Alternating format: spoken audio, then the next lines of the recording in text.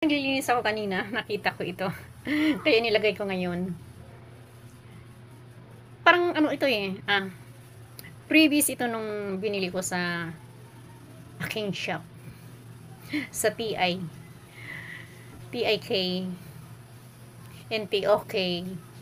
Meron akong shop doon. Ay. May binili ako doon sa shop ko at ito, previous yet.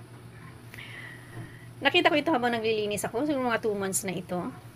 Ang expiration nito is 2027. So, inilagay ko pa rin sa aking face. Ano lang po ito, previous po ito nung umorder ako sa Tech. Ayan. Lang minutes. Hayaan muna natin ito yung mga ilang minutes. Thank you for watching. See you in my next mini vlog. Love you all. Bye.